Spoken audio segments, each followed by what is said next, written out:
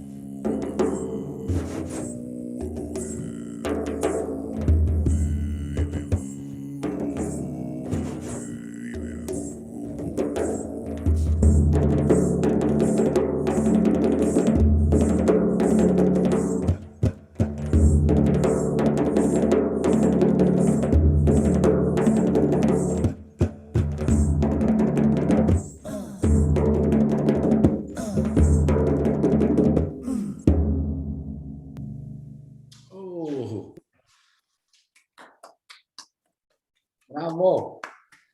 Yeah. Beautiful. Yeah.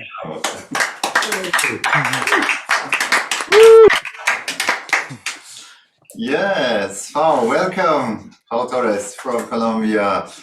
And yes, some of maybe from our audience, maybe they know this video because it was awarded. We have a video award last year for, yes, let me say the most interesting video and very fantastic video with a nice composition and also this visualization. And so congratulations again for this. And so maybe you can tell us a little bit about yourself and just that we know who you are. Sure. Hello, welcome everybody. Hello also to our friends that we're going to talk today. I'm very happy to be here. Thank you very much for the invitation. My real name is Fabian, which I think it has Italian roots, Fabiani, something like that. Yes, yes. But for some reason, somebody called me Fao one day and I liked that. And I said like, okay, now I have an artistic name. So that's why my name is Fao, F-A-O. I know that is also something for agricultural organization, something like that, but okay. That's my name. I'm from Colombia, and I study music, composition, and also I have been playing percussion since I was a child. And then I went to Asia to live and to study Asian instruments. I was attracted by, first, of course, by tabla in India, and then I went for some gamelan in Indonesia and some taiko drumming in Japan, and so on and so on. And I got married with a Taiwanese woman, which is the woman you see in the video. And we have been playing together for about 7 years. Now we do our own compositions, and that's our project. Not just with frame drums, we also put other drums and other instruments that are not just percussion. And we moved to Colombia. We moved back to Colombia about 4 years ago. And since then, we have been here teaching frame drums, teaching rhythm, not just frame drums, but also like rhythm exercises with your body. And we also have a festival here, a world music festival. Probably that's it. That's it, I think, for now. Thank you. Yeah. Thank you, Fao. Yes, we can talk later on more details because you're working a lot. Thank you. Yes, and we can continue with, let me say, a real Italian. And yes, Paolo, we have also, actually, we have really so different musicians tonight here. So that's, the richness is so beautiful. And I'm happy that we are here and share these different styles. And we will continue with some music from you. Okay, thank you.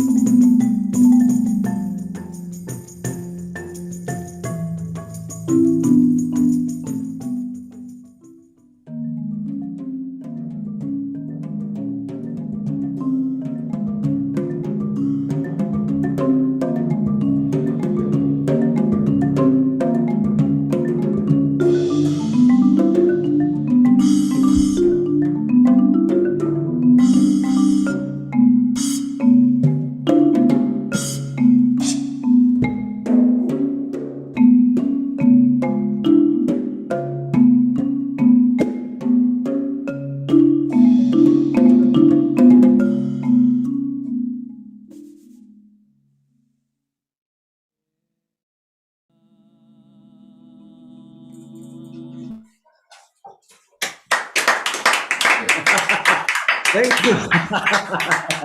Thank you so much. Thank you so much. And hello, everyone. Hello, everyone. And thank you, Murat, for inviting me. It's a very big pleasure to stay here. And yes, this video is my second life, because I start my, my career. Okay, we can call this in this way, but I start my career as a classical percussionist. I was in San Carlo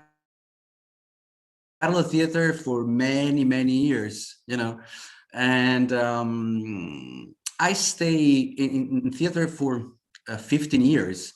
But at the same time, I come from South Italy. Naples is the main city of Regione Campania, and as you know, we have a special ancient tradition. It's called Tammuriata and Tarantella. And so I start to study in a very serious way, all the popular music and ethnic music. So start to study no Western ancient tradition, so Carnatic music and so and so. And this video is my second life, because I decide after 15 years to leave the theater and start new life. And so start to stay with other musicians and change completely my life, And this is a very, I'm very happy about this collaboration, because she's a very amazing marimba player. He's Daniela Ganeva at the Royal Academy in London. And we have this duo, and we try to, put some bridge between Western music and no Western music. So I think it's okay for now, and, just keep time to the other colleague. Yes, you already made some nice comments, and also we are very curious about the story and about the change. Thank you, Paolo. Yes, and now we stay in Europe. We go from Italy to Belgium. Hi, Robbe. Robbe Kieckens. Hey, yes. So, in which city do you live, actually? I now at the moment I live in Antwerp, in Belgium, but now I'm in Ghent, where my hometown is kind of. I just moved away from Ghent, and I will be moving back soon. But that is this is where I am. Okay. Great. Lovely Ghent. Lovely Ghent. Yes, a lovely city. That's right. So let's listen to some music.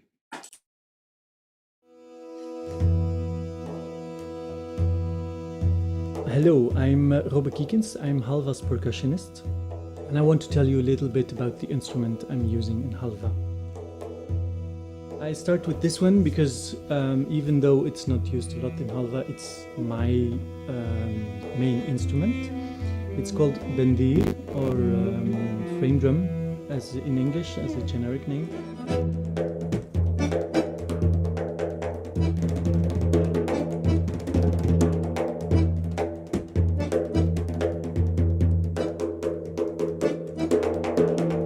Another frame drum is the daf, which is very specifically used by the Kurds and mostly in Iran. And as you see, it's also a frame drum. It has a very light head, skin, and the very specific thing about it is that it has chains inside, which sound on themselves or are used to sound on the skin. And the very nice thing about this one is that it creates a very soft and dark atmosphere, which turned out to be very nicely combinable with the softer, more introverted styles in klezmer music, as the Turkish.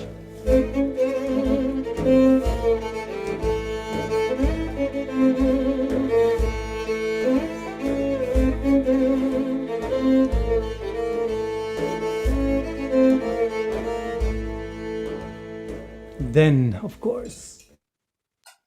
Yes. Thank you for this Thank you. nice introduction. Yeah. Oh, thank you. Yeah. Where to start? Yeah, it's a really nice project though. Halva, a friend of mine who's been playing klezmer for ages and is really researching how the other cultures surrounding the Jews are influencing the Jewish music in the past and doing something with that. It's really nice. His own compositions. So my name is Robbe Kieckens. I'm super happy to be here. Thank you, Murat, for asking me. I was honored to talk with you guys and really be part of this frame drum community worldwide. It's nice, very nice. I'm talking about second and third and fourth live. I don't know how many lives I've been and how many styles I've been moving. But I how always old start are you? I think you are the I'm youngest. 40 years. Yes, Oh I'm my 40 years God. old. Yes, I don't look like, but I don't have kids, it's maybe it helps. Yeah, so I've started, I think, playing percussion when I was a child. I grew up in Africa. I grew up in Rwanda. And every Sunday there was a group of drummers coming together on one place and playing drums together. And I was always there listening. It was super nice. And that's where I think I got, soaked with the drums. And I only started really playing when we got back to Belgium and took some djembe classes. So I really started with African percussion and got interested in Latin percussion, and then played some flamenco with friends here in Belgium, and little by little got lured in by the Middle Eastern sounds and the Middle Eastern rhythms and also the new developments in all the Middle Eastern styles. And yeah, little by little grew into that really, and into that being the main thing I'm passionate about, and leaving a bit behind the African and the Latin American styles and really focusing on playing frame drums. Really, that's the main thing at this moment. Really nice. Yeah. It's very interesting development also. Yeah. I never could choose. I don't know about you guys, but I think it's my main problem, and also maybe my main richness is that I could never dedicate myself to one thing. It's like everything I see is like, wow, it's so nice. I want that one. I want that one. Wow. I see Kanjira. I say, wow, man, this is so nice. I see this, the ogene, these amazing bells they play in Nigeria, and I say, oh, wow, this is amazing. I want to understand how they do it, and the drums in Benin, and attracted by so many things, but it's really nice. Yes, it's also a nice. Thank you, Robbe. And so now we go again away from Europe, and I think it's afternoon, Shane, right? It is. Yeah, well, I had a concert in Hartford, Connecticut, which is north of New York, last night, so I'm still up here. Okay, because Glenn was here, he had a workshop, and he streamed just 2 hours ago, and he said there's a big storm in New York. Yep, it's gonna hit up here too in Connecticut. So, okay, so good luck for which you. is crazy because Glenn and I have a tour that's supposed to start on Sunday up here. So, fingers crossed. Yes. Okay, yes. So let's listen to some music.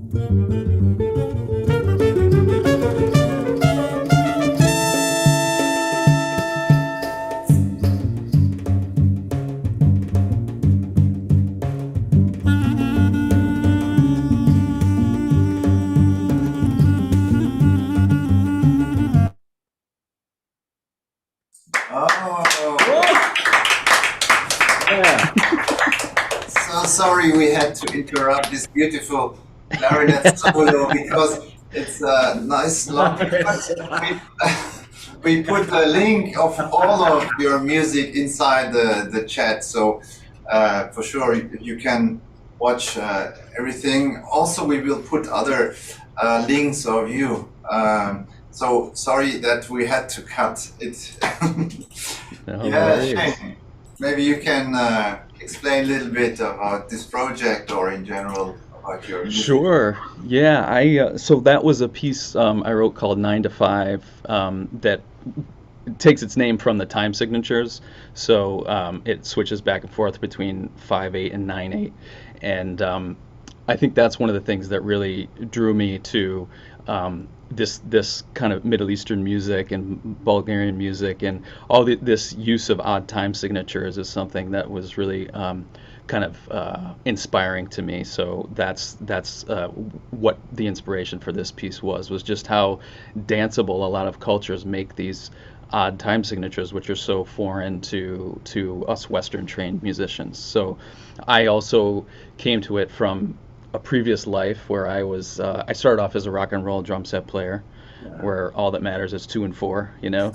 And then I got into jazz drumming, and then also got into, from there, classical Western music. So I studied Western classical percussion at conservatory, and was at that time exposed to the music of a percussion group called Nexus, which is known in the Western classical world, but they also bring in a lot of music drumming traditions from other parts of the world, Africa and India and the Middle East a little bit too. So that was kind of my first real exposure to non-Western music, and I was just floored by it, and the kind of all the different timbral differences that you can get from percussion alone just really fascinated me. So I kind of dove down that rabbit hole, even though I was still in conservatory, and down in that rabbit hole I found Glenn Velez, and he became my main teacher and guru, and I just kind of like really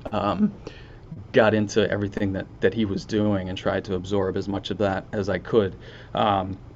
So that was kind of my trajectory, a few of my different lives as we're talking about, and that sort of combination of the classical Western background with the studying of the different traditional drums kind of made me well primed for the start of the Silk Road project, which was a cross-cultural project that Yo-Yo Ma put together, which was that video that we just watched was something that I put together for that project, and it featured some of the musicians from the Silk Road ensemble as a part of a workshop that we do up there. Yeah. Yes, thank you.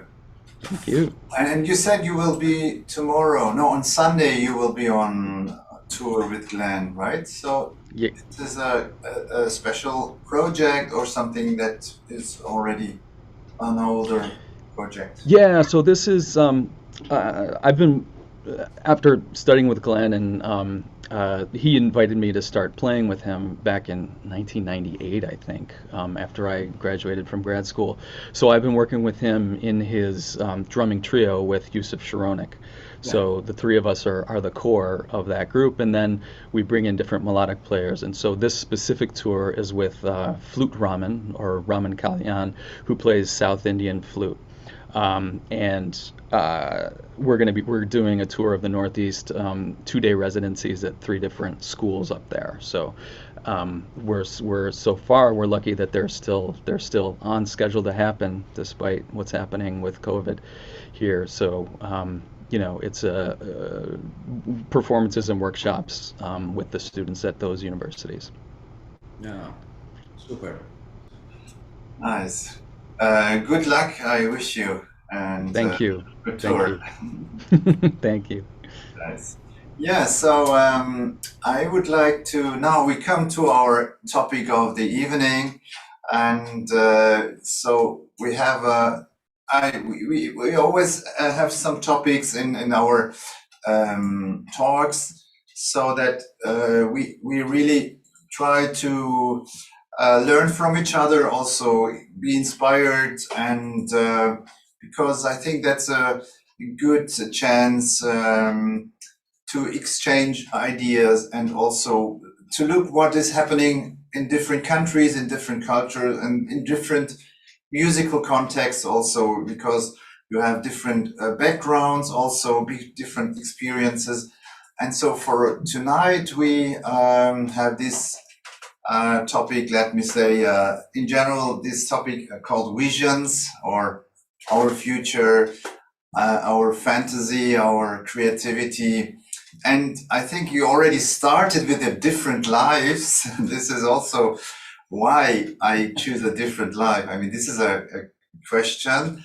And so, and how I develop this, or how I go into this new life, I think that could be something we can start and continue, as I said, with our own visions, maybe that we had one time, and I think we all had some visions, and maybe some visions that came true, we could reach something, or maybe some that we could not reach, because this is also something very important in life, to learn for the next step, and maybe also some actual visions that you have. And so also in our channel, if for our guests here, if you have any questions, feel free, and you can write something and ask our friends here. And yes, maybe we can start again with you, Fao, if it's okay for you. Sure. Okay, let's see. Let's remember a little about the visions I had. Yeah, one of the biggest vision, I think, very similar to Shane. I wanted to be a rock star. That didn't happen. Not too much rock, maybe just for 5 or 7 years, and no stars anywhere. But then I had another vision, and that was the virus of Robbe. I want to know it all. I want to know all the instruments of the world. I want to know every technique, every guru, everything. I love everything. And and that vision actually was, I think, with me until maybe 3 or 4 years ago. It was all the time. I wanted all, and I have compilations of CDs, books, instruments. The more I have, the better. And now I have another vision, and I would like also to have a discussion with you guys about that. I have another vision, and is the less the better. Actually, the less that I have, the better I feel, and the simple that I make the things when I learn, when I play, and when I do my studies and my research is the best, I think. So now my vision is less is better, and before it was I wanted to know all. So let's start with that. Okay. Yes, that's a good point. Less is more. Thank you. And maybe the frame drum gives us this simple instrument, reduces everything. Maybe this can be one instrument that combines this idea also. Yeah. I think I can relate to the fact that to the idea of like getting focused, and like the wanting everything, like easing a bit and getting more focused on one instrument, and like trying to explore fully frame drums and see how deep you can go. I was always frustrated before that it could be like shallow. If you try everything, it can sometimes get a little shallow, because you're just, trying everything and you don't go deep in one. And I really loved going deeper into frame drums. And someone who helped me a lot with this, I was so inspired by the first time I did a masterclass with Zohar Fresco. Yeah. Man, this guy is, if we're talking about focus and going as deep as you can in one direction, Zohar is just amazing. And he's so generous in like showing you the way or so this was super inspiring for me. And I think it really helped me to focus my energy into really just going for frame drums. Yeah. Yeah. Well, I had I was very lucky because in my second life, I was in a recording studio with Zohar Fresco. I invited him for a workshop in Italy at the university where I teach frame drum and ethnic music.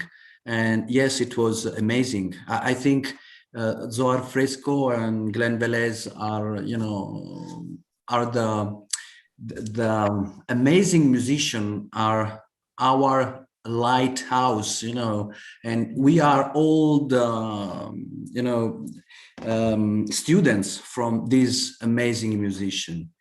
And yes, when I saw Zohar play, it seems that he know exactly which does it mean frame drum, you know, the possibility of this instrument.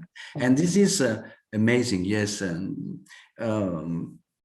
Zohar and, you know, Glenn Velez was my, you know, figures, my, you know, very important musician that did amazing things many years ago. So super. And when I was in Sicily, for example, I was in Sicily and shared, you know, the stage with Glenn Velez. It was amazing. You know, sometimes I couldn't play because, you know, I see Glenn Velez and say, okay, I could do nothing. You know, amazing. Yeah, I would just say that that's one of the things that's continually inspiring about Glenn is that he's just so focused on that and has you know, found his rabbit hole and is just going deeper and deeper and deeper every day to this day. You know, he's still finding new things to do and is constantly inspired to write new things and create new sounds and new combinations and so many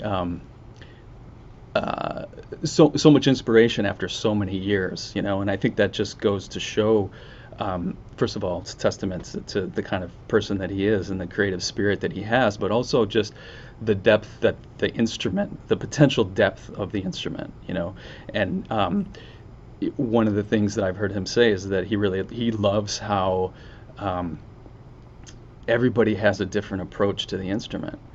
Everybody finds their own way into it, and that's something that I'm just appreciating being here with all of you guys, is that it's the same instrument and it's a super simple instrument, right? But we're all approaching it in very different ways and finding it I think because of its simplicity, it really allows us to find our own voice in it. And that's one of the things that has been really inspiring for me about it.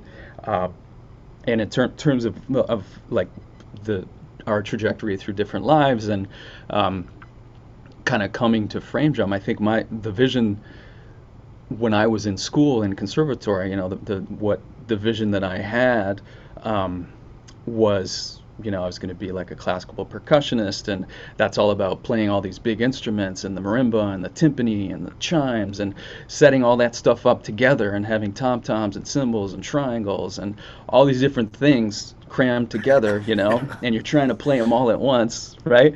And then when I discovered Glenn Velez, I discovered the frame drum, and it's like, oh, it's this one thing, and I can create all these different worlds of sound out of this one thing, and I don't have to break my back carrying it around, right? So it's just that simplification, I think, has been a very important part of changing my vision, because it's allowed me to, I think, find my own voice through the simplification. Yeah.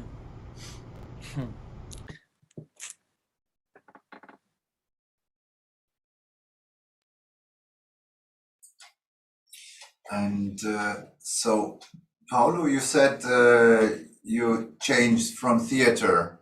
Yeah, And yeah. so maybe you remember the moment, or was there something that, Yeah, oh, yeah. I have to change, I have to, Yes, or yes. was it like, Yeah, yeah, yeah. It was. I was in York, and there was a concert of modern music by a contemporary composer for a movie conductor, Paolo Pasolini, and it was a requiem, and it was like a picture on an exhibition. There was different, plays with different ensemble, and in one of them there was a big man with a very big frame drum without jingles, and his name is Alfio Antico. That for me is the poetry of this frame drum, and made a beautiful solo. So it was the silence of the theater and the sound of this amazing instrument. And so I touched my face and I was crying. So for me, it was something of very deep that touched my heart, and I decided to start to study, but seriously, popular music, frame drum, and ethnic music. And I decide, okay, I want to understand this kind of world, And for me, it was quite easy because, in Italy, we have tarantella and tamburiata that are so important. It's not just a rhythm. I call these big ceremonies, is a cult, is an experience, emotional experience that is very important to live. It's not just a rhythm. And so I start to study very deep, and I say, okay, I go away, bye. Very beautiful. Yeah. I'm actually very jealous about you guys having this tradition that is still alive. Yeah. We don't have anything in Belgium. Nothing that is that's still holding now. Yeah. And sometimes I'm really jealous about this, that you, and exactly because of the experience, because of the not just the rhythms, you can learn them from everywhere, but yeah. Well, anyway, you are welcome in Italy. You are welcome of my home. Please come, everybody. Come. In the next month, start the Tamburiata, so we have time. Yes. Let's go over there, guys. I'm Let's waiting for go. you. Yeah. Should be so great. Yeah. Oh, beautiful.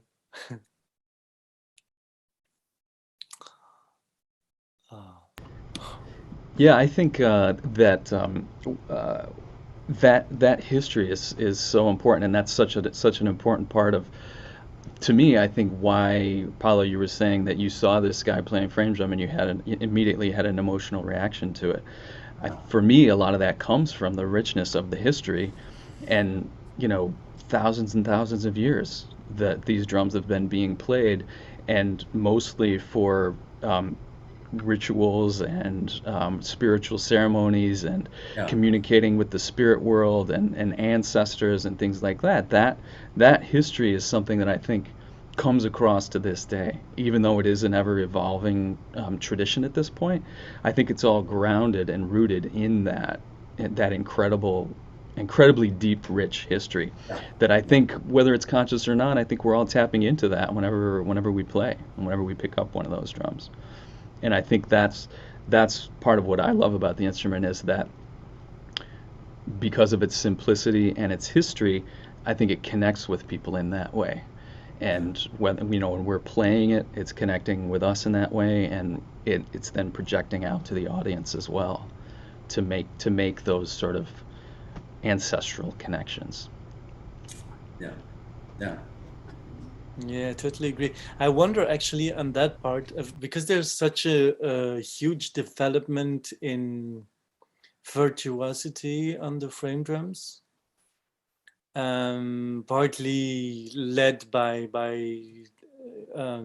Zohar and by Glenn, and I'm wondering, for the major part of the audience, if it takes away part of the experience. I wonder, seriously. I'm like, when we saw Faust's video, the simplicity of it, and like just the sound doing its work, and it's so nice to see. And when I see how much time I've put into rolls, and I seriously, I don't. But and I seriously wonder how much of the experience of the sound and of the history of the drum is sometimes lost a bit by this. It's like you're talking mainly to geeks when you're doing this, or I don't know what you guys think about this. I agree a little with that. I remember I fall in love with the tabla instrument, and then I went to live to India, and then I went to my teachers or whoever's tabla solos concerts, and I was like, I'm going to a tabla solo, man. And then I sit down there and I was like, oh my God, 10 minutes, 20 minutes, 30 minutes, just technique, amazing, of course. But yes, there's something that is, I think, missing there or loose when you just focus on virtuosity or on technique. Definitely, I agree with that. That's why I think less, for some reason, is better. For me, at least now. Yeah, sure, for sure. Yeah, and I think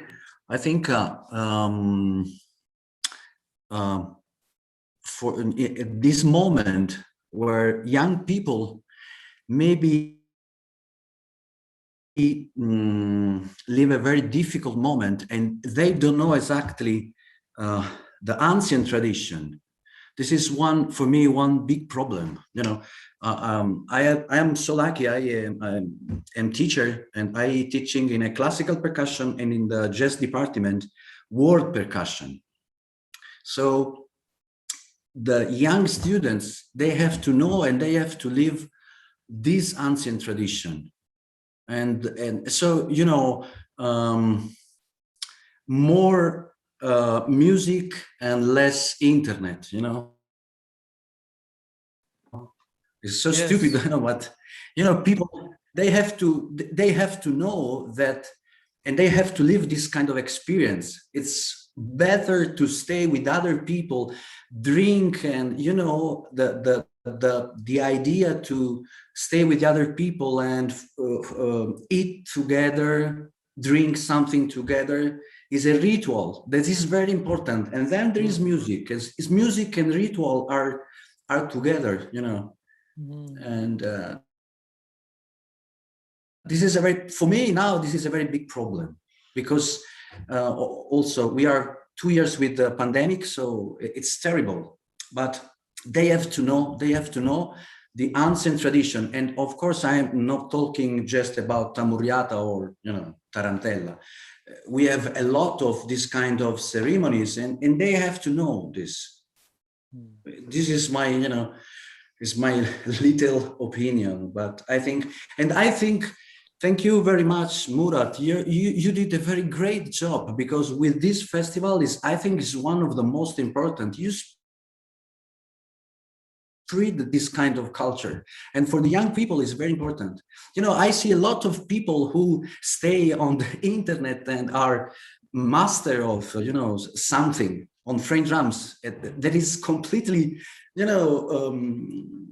totally different from the ancient tradition, So you did a very great job, believe me, very good.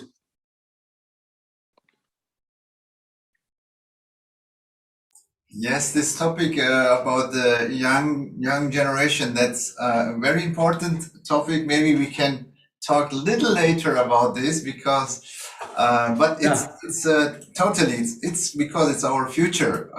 yeah, And but I agree, we have to talk. But maybe we because we prepared also some other music from each of you. Maybe we okay. can now we can maybe it's time to watch one short video. As I said, we shortened a little bit, but just to get a taste a little bit of Yeah, what you are doing. We start again with Fao. yeah, Paolo.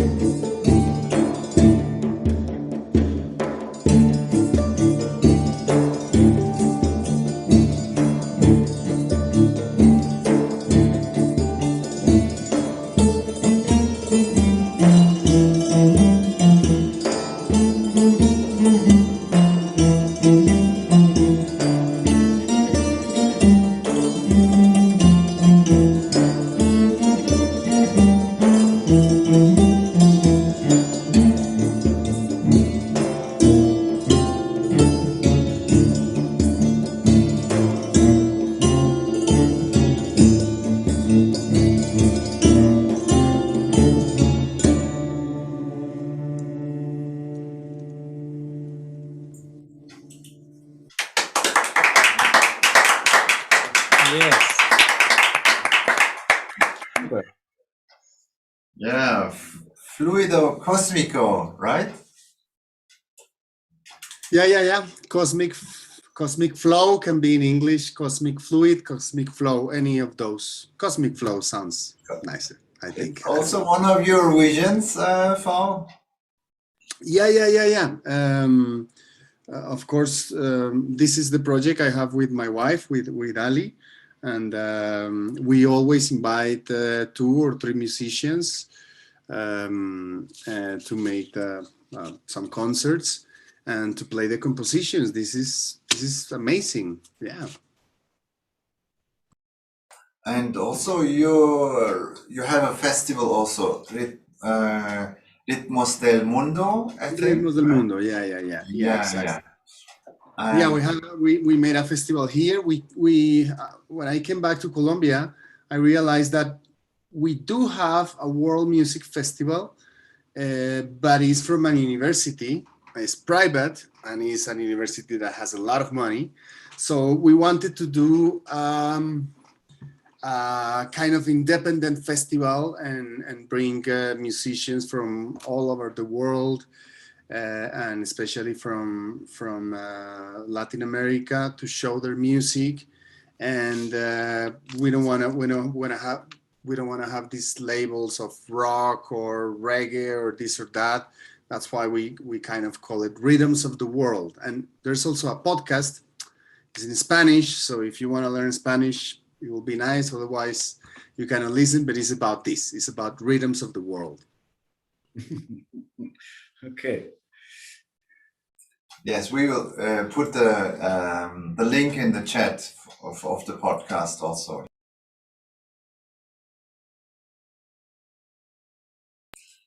Yeah, so this is also you have the other project Rhythms of Life, right? Yeah, and I would like to talk about that maybe later if you want. That is Okay. the vision I have now of what music is, actually of what life is, of what health is. Great. Paolo was talking something about health and COVID and all this. So is rhythms of life. Okay, we can talk later about that. We can talk about that later, yeah. Yeah, okay. Nice. Maybe we have one more video here. The next is, I have to look on my list, sorry. Yeah, of Shane. We have one composition on the rig. Here we are.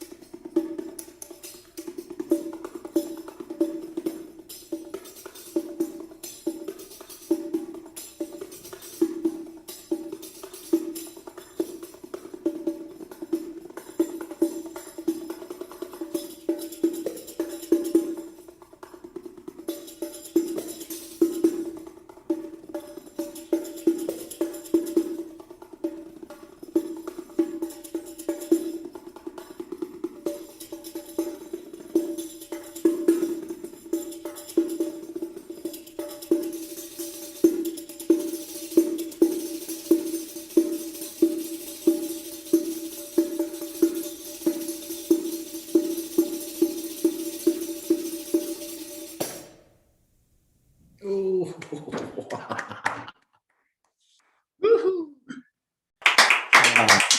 nice.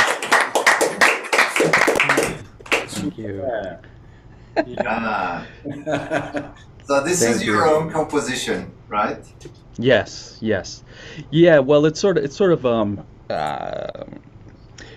lot of times when I have the opportunity to do solos, I try to I approach them largely as being improvisations, but sometimes we'll think about a structure, so that like I sort of adhere to the quote, I forget who said it, that the best compositions sound improvised and the best improvisations sound composed, so that when I'm improvising, I'm trying to think of it with the mind of a composer, and how can I have themes, and how can I bring them back, and how can I create connections for the audience to hear when I'm improvising, so it doesn't just sound like one technique to the next, So this, I think the concept for this was the piece is called Zillicious.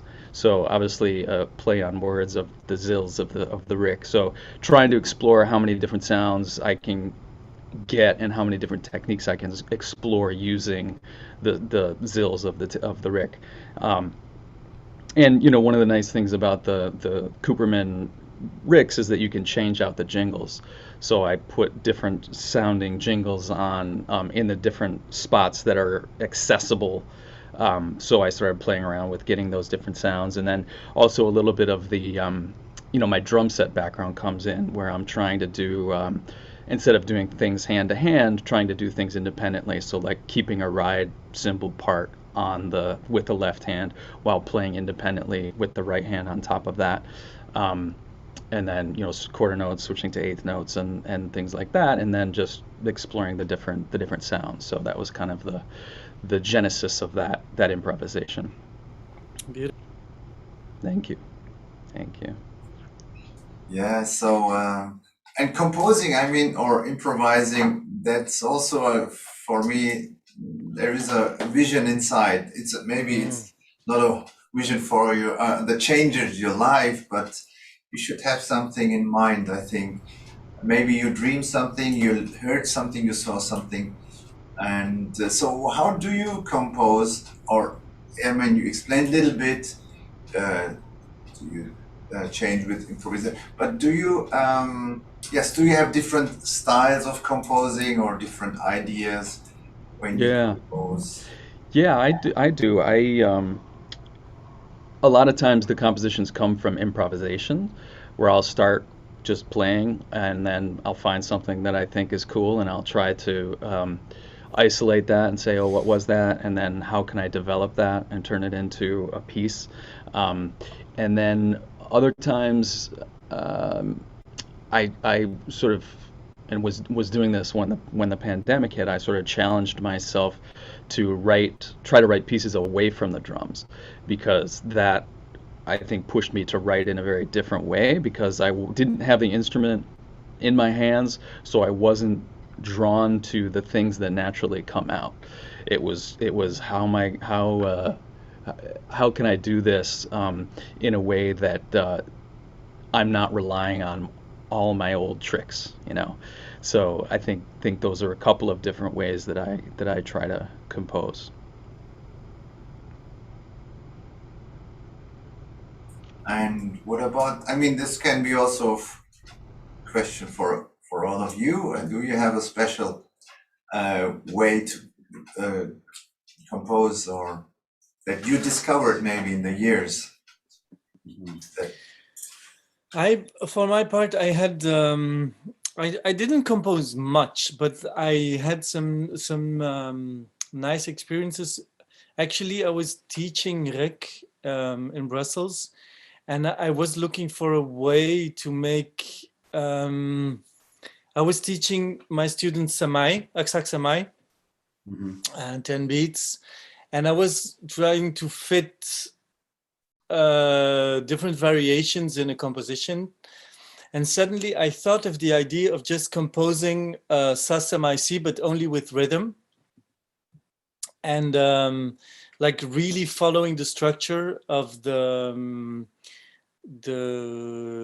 the four hanes, which the fourth one is in six, and have a refrain that like a chorus that comes back every time, have a theme and I really try to develop the hanes going from very basic semi to really going very much away from it.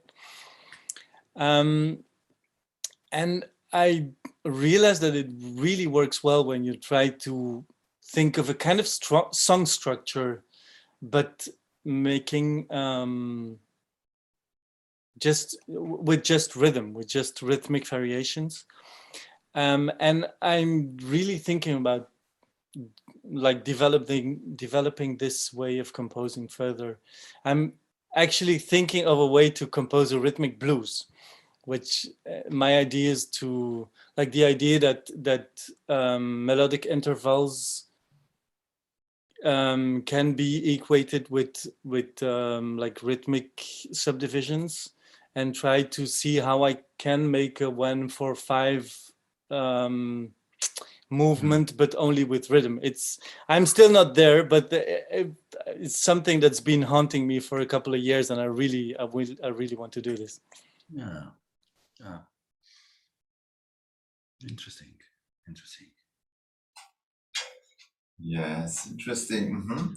And maybe we can continue with one video from you, Robbe.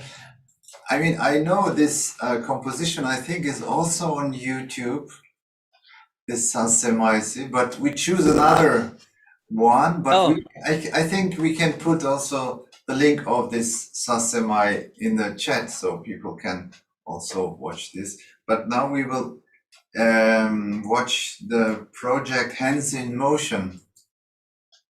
And the piece is called Yedi. Yedi, yes. Yes, Yedi. Very clear for you, no, Murat? Why it's called Yedi? Well, in Turkish, Yedi has two meanings. Oh, that's nice to know. Yes, and I mean the Yedi. If you watch Star Wars, there's another Yedi, but I think it's not about this Yedi. No. But who knows? So the first is Yedi. I think it was the number, right? The 7. Yes, of course. Yeah, 7. Yeah. That's why we called it Yedi. Yeah. Actually, it's not my composition. It's a composition Simon made. Simon Leleu, who's the guy who took the initiative of Hands in Motion. We were at the core together, the two of us, but he was the one who really put the energy to start this thing. But we've been composing for 3 to 4 years now, and working as a trio, and just released the album now. We just released it the 21st, so it's super fresh. I'm super psyched to play gigs with these guys because they're amazing, and we're really finding a very like what you said, Shane, about like really finding our own voice in percussion, and like a very personal sound, which combines tradition and also very urban kind of sound. And I really love playing with these guys. It's amazing. Okay, so let's listen to Yedi.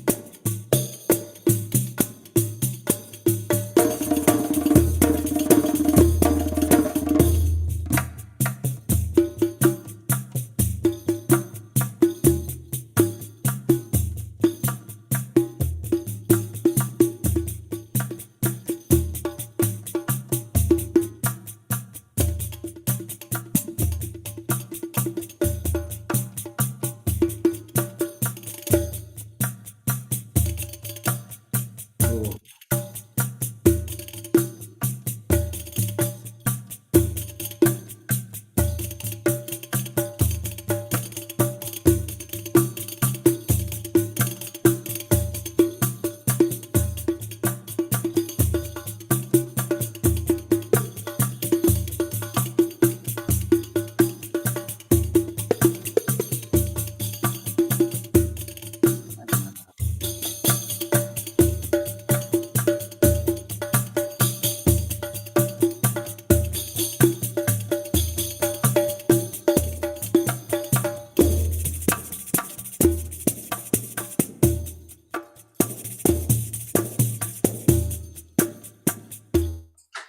Yo. Super. Thanks a lot. Thanks a lot. Wow. Nice. Thank you.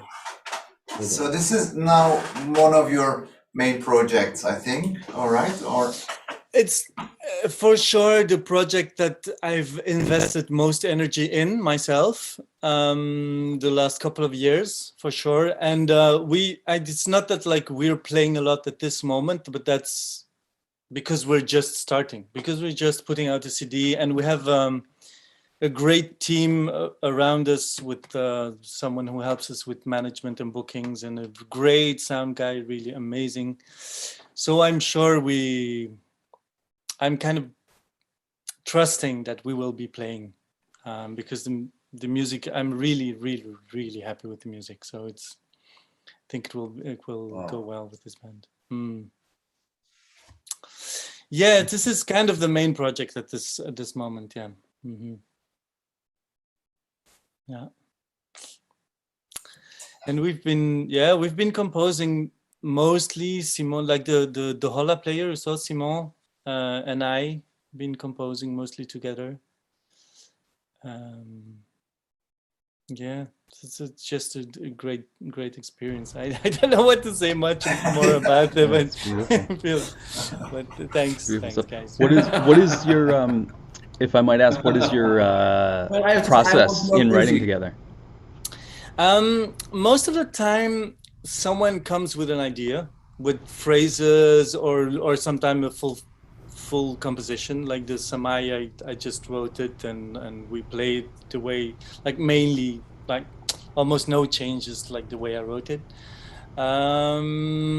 Also, this one was most of the phrases and the grooves were written by Simon, and he comes and we just like kind of more arrange it than really compose together. Like the most of the grooves and phrases were written by him. Sometimes it's just an idea or a concept that someone comes with, and then we try to work with it as a trio.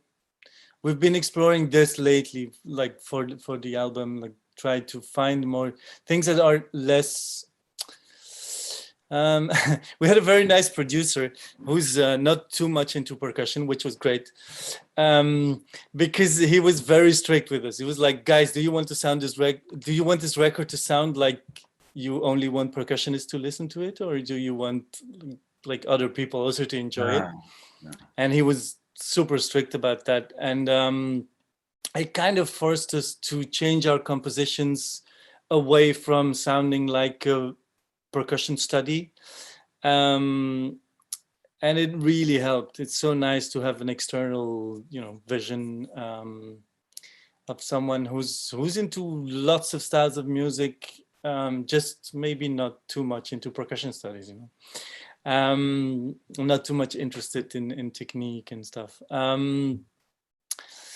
Yeah, so now we're more looking for grooves and things that we can hold for longer and like create an atmosphere more than having complicated phrases that move across time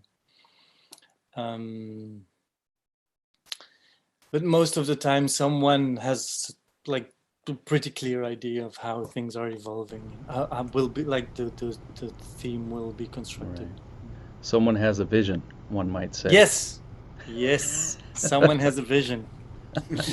Beautiful stuff, man. Beautiful. Nah, thanks a lot. Beautiful. Thank you, Robbe. Mm. Yes, so maybe now we can listen to one composition of Paolo from a CD. We have no video, but we have a beautiful music. And I think so. When I listened to your music, Paolo, I had the feeling this music is not for percussionists. I mean, in positive way, like Robbe said, this is something. Let me say for normal ears, not for. But inside there is a kind of typical complex, let me say, complexity or the typical phrases of percussionists, but I had the feeling the balance is very good. So that always happened to me when I listened to your CD. So did you have someone also from outside who helped you, or like Robbe said, a producer, or someone? No. Your definition is perfect. I mean, I'm so happy because the message of my music is clear. I want to be very simple, but at the same time there is something of very complex. But instead to put a lot of information, I try to less information, like did before Tao, So yes. The idea is perfect. You made a very good definition, Yeah. Have no one piece. I mean, we had many pieces, many music of you, but we have now Passione Segreta. Segreta, yeah. Secret passion. Yes. Put this. I don't know if you like it. Yes. Very good. Okay, here we go.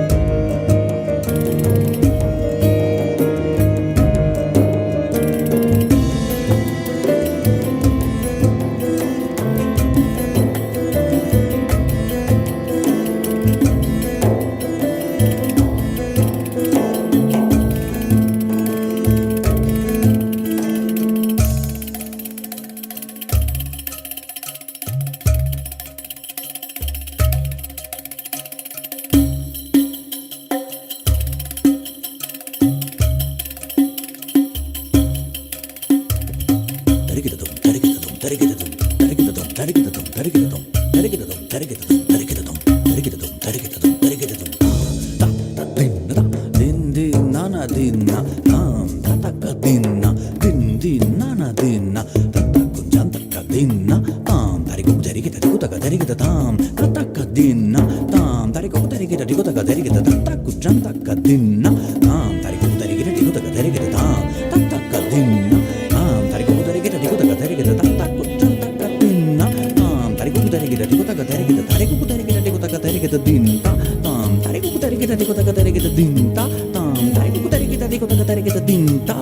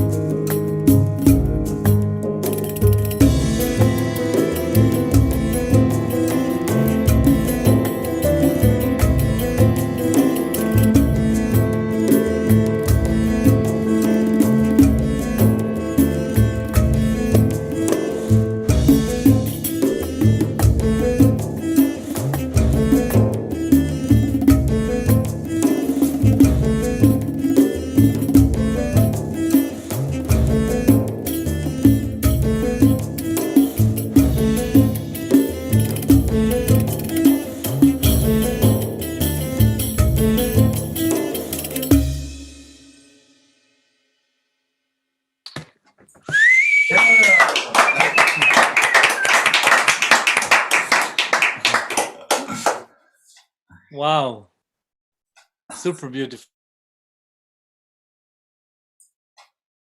You have to open your microphone, Paolo. All right, sorry. Okay.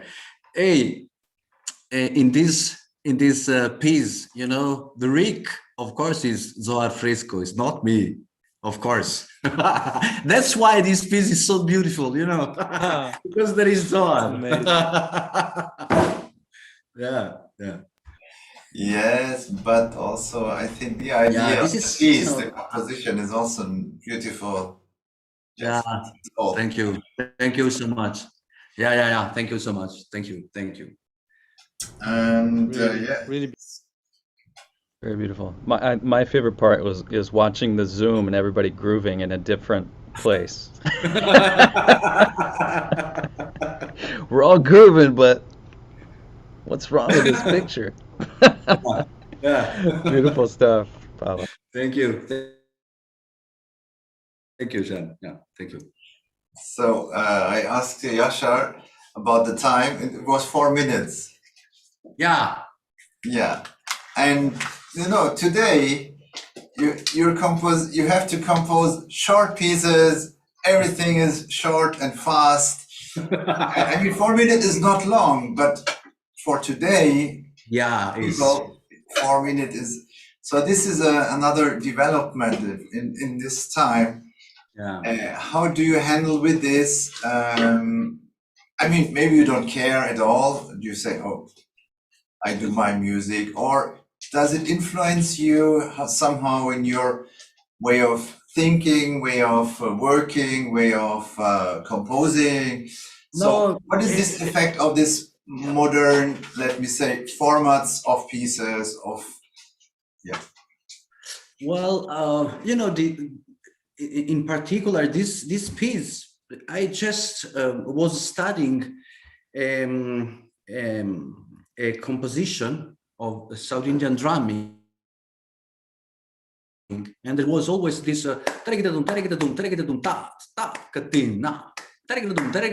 and so from this idea, this patterns, you know, it was always in my mind, and then I went to the piano and start the melody.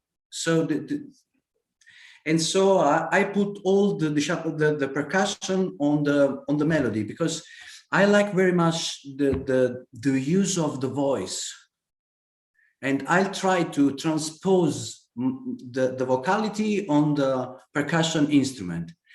I don't use the percussion instrument like a percussion instrument, you know. I like very much the melody of this sound. That's why, you know, Zohar is a amazing singer, you know, but on the drum, and super. And, you know, this is my idea. The majority of time come from the use of voice, you know. I like very much this. Yeah, one thing that I love about the use of the voice in combination with percussion is that it really connects you to your breath, and Yeah. that's not something that we as percussionists have to think about because we don't use our voices to make sound usually. But it's just for me to discover that and to start trying to do some of the South Indian vocalizations and the throat singing Yeah. really forced me to connect with my breathing, which again kind of really like deepened the quality, the level of my engagement with the drumming as well. The connection of the two is just so powerful. Yeah. Yeah. Could you talk a bit more about that? I'm kind of interested. I was talking to a djembe player from Guinea before, who was mainly accompanying dance. That was the thing he was doing. And once he told me, like, all the phrases you play, you have to, there was song first. Song came before drumming. Yeah. And he was so clear about this, that there's no drum. I mean, if you don't follow the song, then you're even like accompanying dance. I was really amazed by this. But I'm really interested about how you made a connection to the breath. Well, for me, it was first through the throat singing, you know, because when I was studying with Glenn and I heard him do that, I was floored immediately, and you know, like all of you said, oh, I have to do that too. So it was just another thing that I wanted to learn. So Yeah.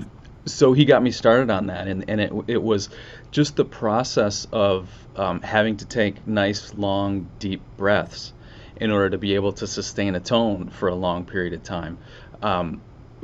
Was the first thing that connected me to that, you know, and then doing a little bit of yoga and the talk of the yoga breath and breathing into the belly first and then into the chest so that you get a nice full deep breath, kind of a full body breath. Sort of combining those two really just helped me, just in a physical sense, helped me relax when I'm playing. Because there would be times when I would be playing that things wouldn't be working, and I'm like, what's going on? Why is this not happening? And I would become aware of my breath, and I wasn't breathing. It was just a very shallow breath, you know, where I just catch myself sometimes like I'm never actually taking a full breath. So doing the overtone singing forced me to do that. And then as I started to do that more, I just became more and more aware of it when I was playing without singing, you know. So that was kind of the way in. And then I try to use the Middle Eastern vocalizations a lot in my teaching, because I try to use traditional Middle Eastern rhythms as the foundation of a lot of my teaching, and using the vocalizations as another way to incorporate the breath. So a lot of times I'll have students say we're doing like baladi or something like that. I'll ask them to, as they're learning the rhythm, vocalize it for 3 cycles and then allow themselves one full cycle to do a nice full long deep inhale. So that instead of just doing a quick breath to continue the vocalizations, they're actually building that breathing into their practice and into the 4-bar phrase, so that it starts to feel natural to them. And so that's a couple of ways that I have found it the breathing to be very useful. Amazing, nice. Thank you. And maybe we have the link now to Paolo, because I think you are also working a lot with body and with movements and also your concept. Maybe you can also tell something. Yeah, sure. Yeah, that was what I was talking about a little before. This is some discovery that happened in my life. First, like 17 years ago, starting learning taquetina, and at the same time, at that time, I was learning Tai Chi, so movement of the body, rhythm, and now it's very interesting because basically it's a combination of someone was talking about that dance. So dance is very important. So if you ask me the question, how do you compose, or what is your method now? My method is not used too much mathematics or ideas or whatever. It's dance. If I can dance it, this is what I want to do. And dance not just like tunch, tunch, or right. It's not just this. We were dancing to the piece of Paolo just a few minutes ago, right? This is what I mean. So rhythm is very important, and the body is very important. So I like to play the drums, and I like to play the music stand. And I want to use my feet. It's very important for the earth. This also comes from Tai Chi, right? The connection, the roots, the connection with nature, the connection with your environment. It becomes a ritual. It becomes a sacred moment, right? So practice music and play music becomes a sacred moment, and it's not just the technique or whatever. Actually, it can be something very simple. It really doesn't matter. It can be something very simple. And then the connection with the voice and the breathing, what was Shane was saying. So these three levels that you for sure already know. And even better if you are in community, if you are with other people, and if you are sharing this energy. Even better if you have a clear intention, right? For example, we do many of these rhythms of life workshops as a ceremony for Mother Earth, right? So we have the intention of not just let's learn takira taka tika or whatever, but let's heal Mother Earth with whatever we are learning now. And it's more important to feel and go deep in a very simple rhythm than to learn very complex rhythms. And also, it's a dance, but it's also an exercise. That's where I link with Tai Chi. It's also an exercise for the body. It's an exercise for the mind, for the spirit, of course. And now I have this book that for sure, maybe you know Michael Drake, you know the I Ching in music. And he's, for example, and if you don't know it, maybe you can check it out. And he's, for example, telling you, okay, this is the rhythm of, let's say, thunder, right? Which is, let's say, one note and two, like doom, doom, doom, doom, doom, doom, doom. Things as simple as that, right? And the intention to connect with your environment. The breathing, the ritual, the dance, the movement, the exercise. I think that is my vision now, and I think that is very important, especially now that we are all seated in a computer all the time, right? I think movement is very important. We need to go back a little more to movement, to fire, to our own rituals. It doesn't matter if we don't come with a tradition. Robbe was saying, I would like to have an Italian tradition like Paolo. I will say, we have many, many beautiful traditions, and we need to recreate our own traditions. For example, I consider myself also coming from the tradition of Glenn Velez, probably like you guys. And I want to be part of the recreation of that tradition that Glenn started, and Glenn come from many others before. So yeah, probably that will be the invitation for the new generation. If you want to learn something, I will suggest don't learn too much, go deeper in whatever you learn, use your whole body, use very clear intention, use your spirit, make your practice something spiritual. Don't just use your mind. The body is very important, your voice, your breathing, and make the learning of music like a magic, a spiritual space in your life. Yeah. That is the rhythm of life. Yeah. Nice. Beautiful. Nice. Very Beautiful. Amazing. Yeah. Guys, I'm sorry. I am so sorry. My day is not over here. I do have another appointment that I have to hop off for, but it's been so great being with you guys.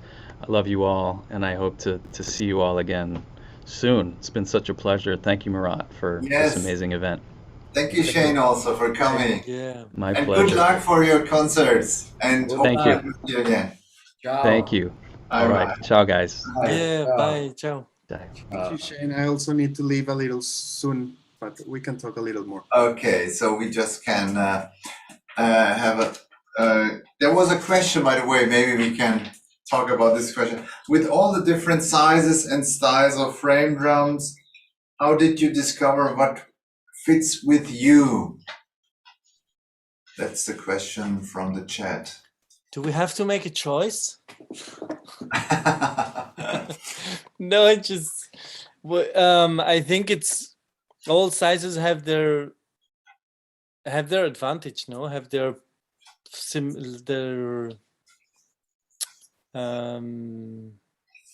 character, and I use them all. The very big ones and the very small ones, and that's my approach. Never make a choice. Yeah, so there's something interesting, and is before you buy a drum or before you play a drum, take it in your hands and leave it there for a minute and listen for what the drum need to tell you. And then you will discover if the drum is for you or is not. Yeah. Or if maybe you should not play drums in your life, maybe all the time.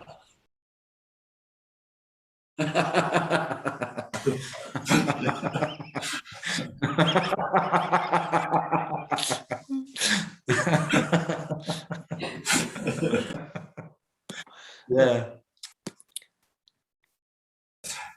Yeah, so yeah, no, that's true. The sizes, it comes, you try it, of course. Some maybe drums are deeper, so you have a small hand, but this is something else. That's more the building of the instrument, or but in general, yeah. And if you play lap style, sometimes it's very tiring if you have a very big drum. So it can be like a bit dangerous to have you know, how do you call this again? Shoulder. Yeah. The problem. No, I mean not shoulder, but the trouble you can get. Anyway, you can get in trouble if your drum's too big. No, if you have a short. We have no native speaker anymore here. No, exactly. Our Shane is gone. It's now we can talk as we want. Exactly. There's with the position. There's what I say also that movement is very important. So what I suggest always is having a small movement, a small dance. Mm-hmm. And I think Murat also talks a little about that, moving the drum, having a relationship body drum. I think that's very important. Yeah. Mm-hmm. Yeah. Mm-hmm. And so I have one question, maybe, because we were talking about go deeper. No, what means go deeper, and where is the? I mean, you can go deeper, really, and you can. There is no ending. I mean, even if you play only one frame drum, it's you can spend your whole life, your whole day. So I mean, where is the point where you say, okay, I reached a certain point. Now I can learn maybe another instrument, or I have I don't know. How do you feel it, or is there a kind of definition, or for yourself? I mean, where is the deepness reached?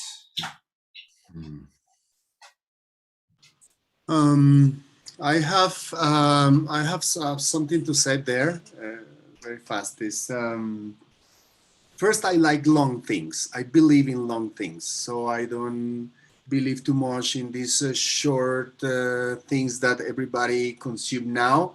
I prefer and I believe in long things. So I think you need to take your time when you're learning whatever you're learning. So let's say you're learning Dum Ta. Take your time to learn that. That for me is go deeper. Now, when is the bottom of that?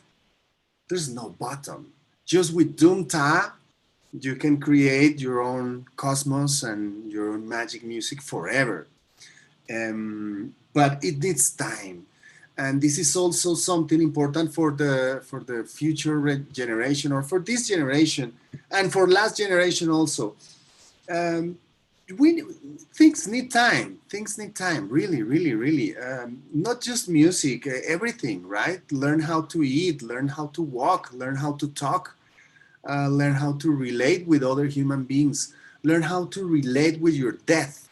That needs time. So this is why I now I understand that less is better, because if we have less time, we can go deeper in these things. So we need to take time for everything. Yes, more time. We need. So this is a clear message, right? Yeah. Yes. I think for me, there's not the point where I think I have like a certain depth, is when I feel I really need something else. It's then, as you know, you worked on something, and at a certain point you're like, no, not well. You have to, I mean, I realize that sometimes like giving yourself a very clear assignment does help to deepen things. Like I was, the first lockdown we had here, I just downloaded this Lehra Studio on my phone, and I practiced improvising on Indian like rhythmic cycles. And I just picked one, and I just played it in the same tempo every day. So every day I would wake up and I would play for a certain amount of time, for 1 hour, just the same lehra, and try to improvise with the same drum. And I realized that getting bored of what I was doing was very helpful to renew my vocabulary, to enrich my vocabulary. It's like just going through it. But at a certain point, it just that the boredom was too much, and I had to just take another thing, just go for something else. And I think, I mean, it's always a process. No, you have to follow your what you love and what you, and sometimes you feel that for the love, to feed the love, you need to like take some effort and go a little deeper. And sometimes you feel that to feed the love, you just need to relax and take another drum if you really like to, or you know, go and after this new thing, you know, or I don't know. I don't think there's a rule for that. Yeah. Yeah, I think, you know, there is no right answer to this very important question, but maybe for me, you know, I'm still studying. I'm a student in music. There is no ending, but I think it's important to have a very good teacher. Teacher make the difference, because you know, there is you can arrive at a certain level, for example, medium level, and then you can go the down level. If you want to go up, you need, for me, you need a very good teacher that give you the clear rule, just 2-3 things, and you can go up. For me, sometimes I'm very, you know, I feel so bad, because I really would like to understand better the system of polyrhythmic in the Carnatic music. And so you play in 5 instead in 4, and you play terrible, very amazing structure, you know. But I have to go to the very good teacher, and I have to stay with him. Otherwise, for me, is impossible, you know. So I change instrument.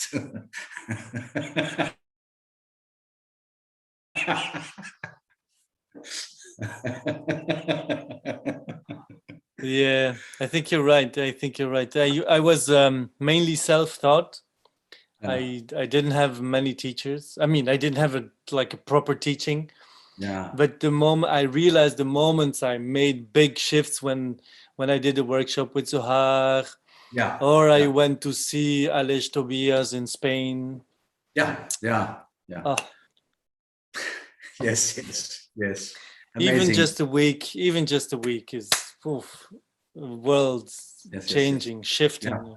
Yeah. It's true what you say. Yeah. Mhm. I think so.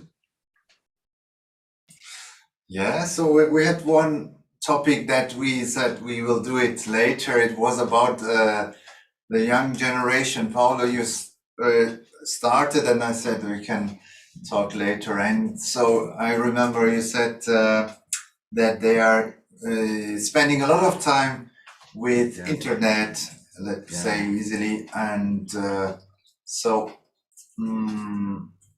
yes, what is your idea? I mean, to my idea is now, it's I'm teaching world music, world percussion at the conservatory, but it's not enough. I want to create bridge connection between other school for young people, not just for musicians, for people, and try to have a connection. In that way, they have the possibility to understand and to live the singing, the dance, as you said before, and ancient tradition, of course, with future possibility. I don't want I don't want to be ancient tradition and this is ancient tradition and stop. No, future possibility, but you have to know the roots. So and work with a lot of I don't know the name in association, is associazioni for the health of the heart, and for the emergency of clima or something like that. I'm working very much on this now. Maybe because I am my son is 4 years old, so maybe it's another part of life, and you change the perspective. Beautiful. Well, I have to leave, so I will leave my commentary about it. I already said we need to spend a little more time on things, even spend more time when we eat, basic things like that. This era is a little dangerous because it's of micro doses of information all the time, and a lot of information, and it confuses us. It's very clear now in our youth that we don't know where to go exactly, right? When the pandemic came, we don't know, we go here, we take the vaccine or we don't do it, yes or no, this politician, yes or no.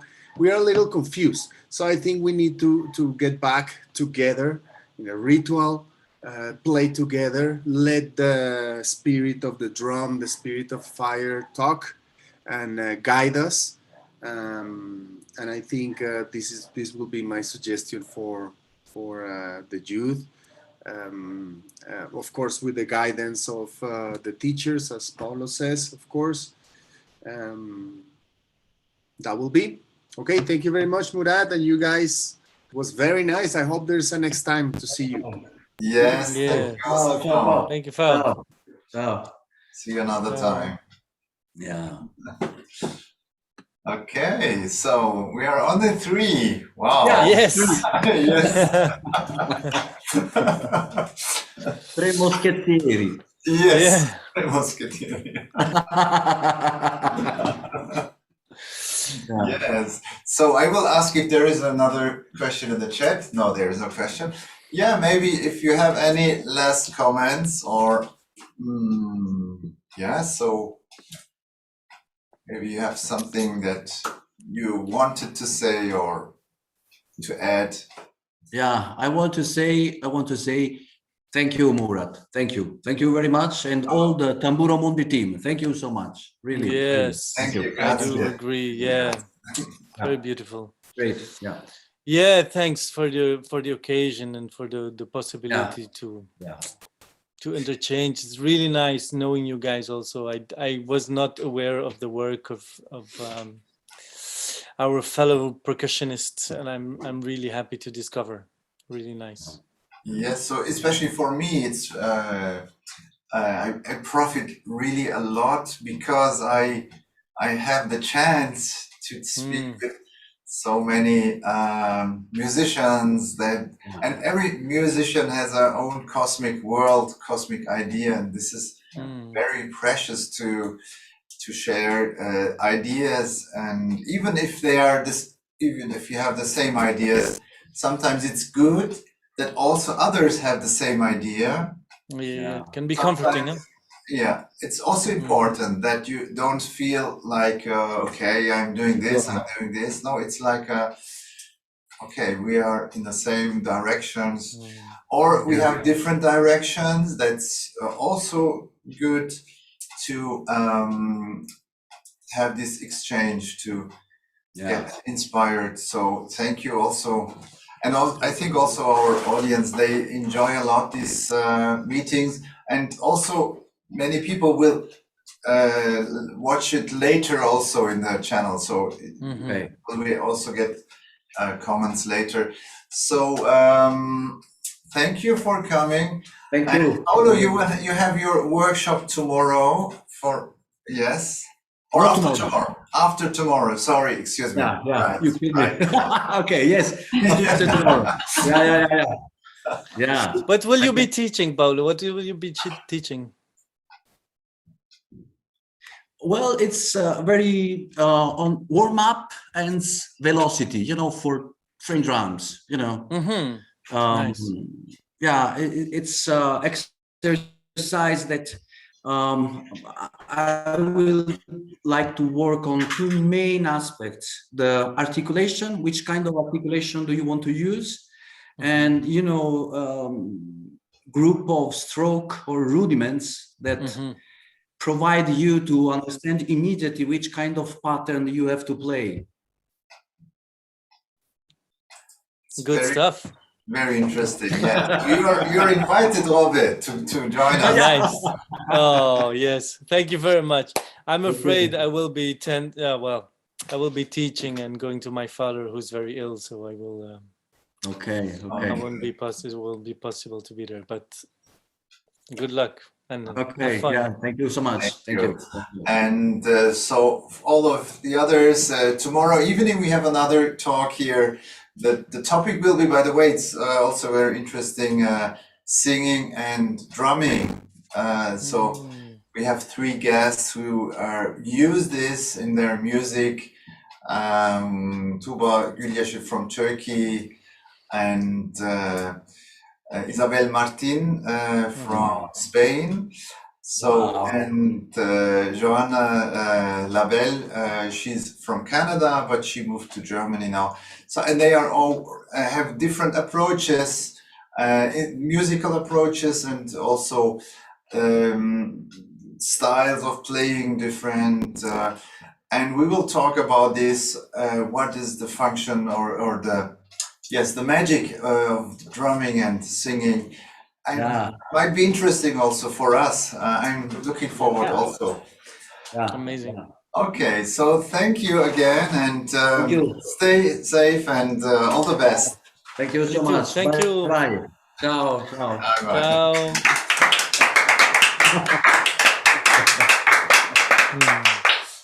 Ciao. Ciao. Ciao.